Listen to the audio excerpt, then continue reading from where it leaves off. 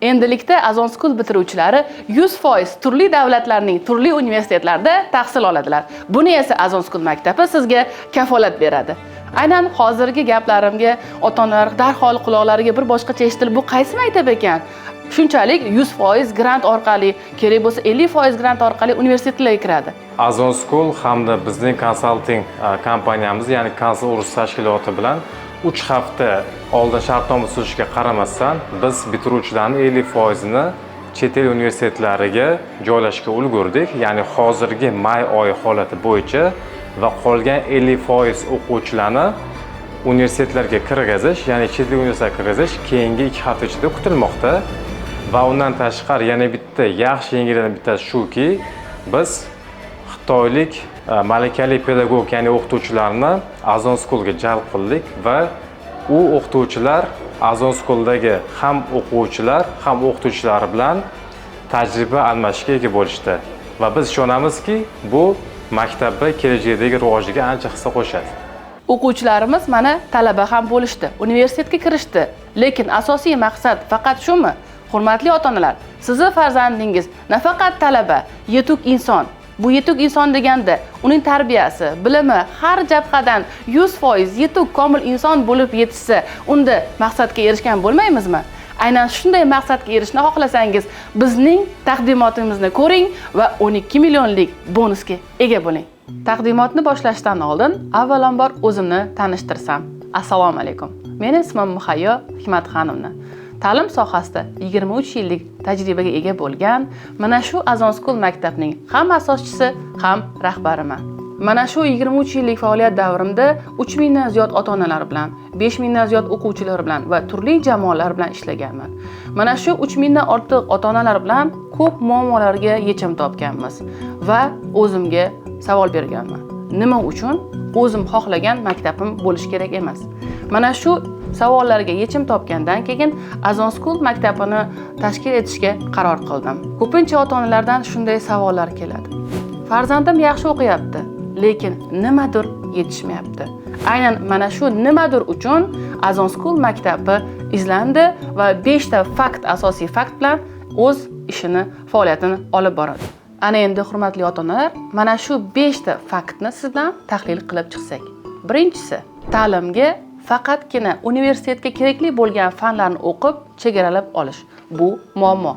Ikkinchisi, telefonga bog'lanish. Ikkinchi muammo. Uchinchisi, muloqotga kira olmaslik. Uchinchi muammo. To'rtinchi muammo esa kam harakatlik. Va beshinchisi, asosiy muammolardan biri va dolzarb bo'lgan muammolardan biri o'quvchilarning tarbiyasi. Xo'sh, muammolarni eshitdik. Ana endi yechimini ko'rib chiqamiz. Albatta, isitmamiz chiqsa, shifoxonaga boramiz. Agar ular isitmani tushiruvchi dorini berdi desa, biz bo'ldi, davolandik degani emas. Demak, har bir muammoni ildizini topish kerak. Birinchi muammo ta'lim sohasiga oid dedik. Ya'ni universitetlarga kiriladigan fanlar atiga 3 taga bo'ladigan bo'lsa, faqat shu 3 ta fanga tayyorgarlik ko'rib, faqat o'sha 3 ta fanni o'rganamiz. Bu muammo dedik.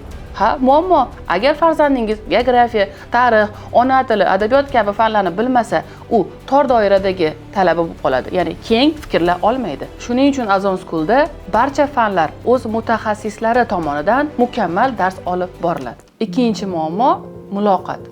Ya'ni hozir ko'p ota-onalar o'rtasida eshitiladi, meni farzandim odamovi bo'lib qoldi. Ya'ni muloqotga tez kirishmaydi. Qarindoshlarnikiga borsa salomdan nariga o'tmaydi. Buni ham yechimi uchun biz nafaqat sinf doirasida, balki maktab keng doirada tadbirlar, loyihalar qilamiz. Har bir farzand rag'batlantirishni yaxshi ko'rishadi. Ularga oldiga sovg'a qo'ying va bir necha etapdan bosqichma-bosqich o'tadigan tadbir qiling. U bosqichma-bosqich o'tish uchun muloqotga kirish kerak. Albatta, yutuq uchun muloqotga kiritiladi. Mana bu ham bir yechim.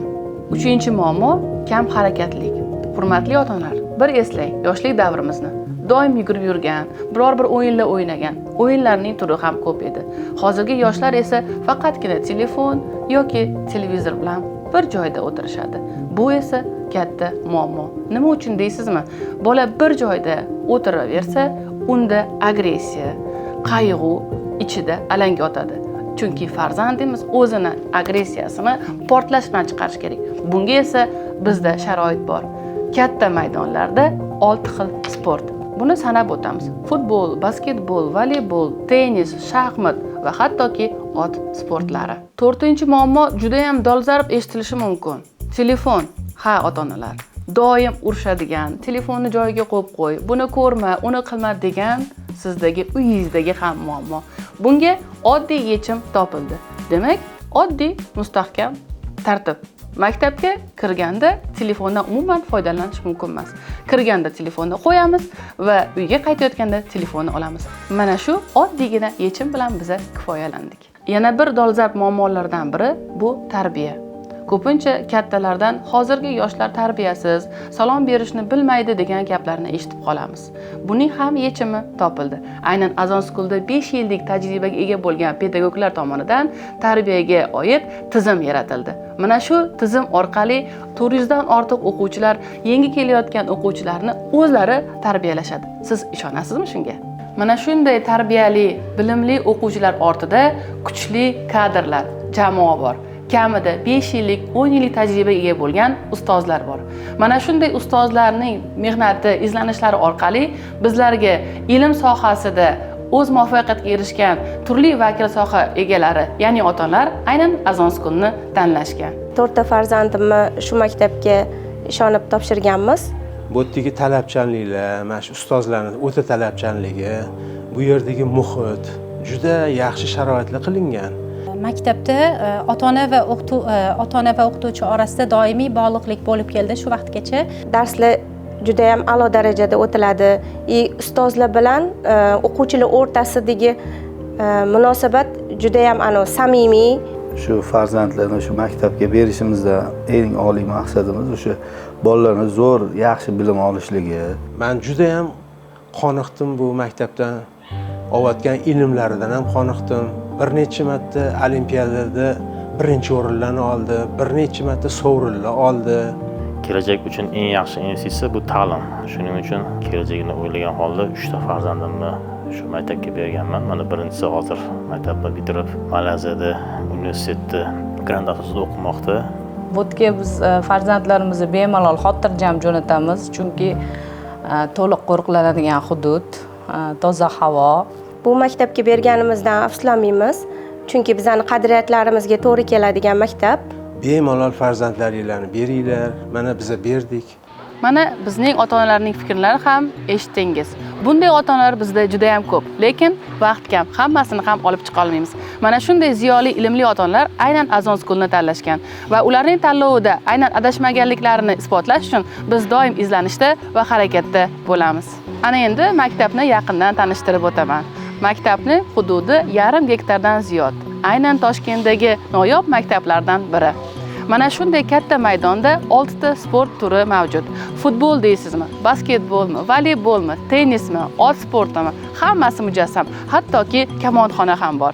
Demak, farzandingiz xohlagan sport turi bilan bemalol shug'ullanishi mumkin. Chunki hamma shart-sharoit mujassam. Bundan tashqari bizda choyxona ham bor. Ajoyib eshitilishi mumkin. Nima uchun choyxona? Biz aytgandek, ba'zi bir muammolarga yechim topganimiz ana shu choyxonada. O'zini sinfdoshlari bilan, o'z qo'li bilan taom qilib, ana shuni birgalikda baham ko'rish va birgalikda choyxonada o'tirib suhbat qurish ham muloqotga yechim topiladi. Aynan odamovilikdan, ya'ni o'z sinfdoshlari bilan birgalikda jamoaviy bir bayramona kayfiyatni uyg'otadi. Sport bilan shug'ullangandan keyin har bir o'quvchi albatta holsizlanadi. Buning uchun taom kerak. O'zbekda bir maqol bor: bo'sh qop tek turmaydi. Shuning uchun Azon School ham buni ham yechimini topgan. 4 mahal halol va pokiza ovqat. Taomnoma tayyorlashda alohida e'tibor beramiz. Hattoki statistika ham yuritamiz. Nima uchun deysizmi? Albatta, o'quvchilar xohishiga qarab taomnom tayyorlash kerak-da.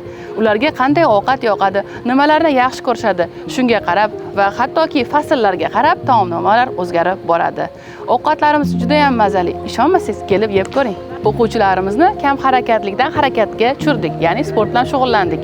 Bo'sh qopni to'ldirdik, ovqatlandik. Ana endi avval iqtisodiyot, keyin siyosat degandek bilimga o'tamiz. Maktabimizda matematika, ingliz tili, SAT, IT, hattoki arab tillari chuqurlashtirib o'rgatiladi. Yuqorida aytib o'tganimizdek, har bir dars asosiy darsdek o'tiladi. Chunki o'quvchilar yetuk bo'lish uchun har bir fanda o'zlashtirish 100% bo'lsa, bilimi ham 100% bo'ladi.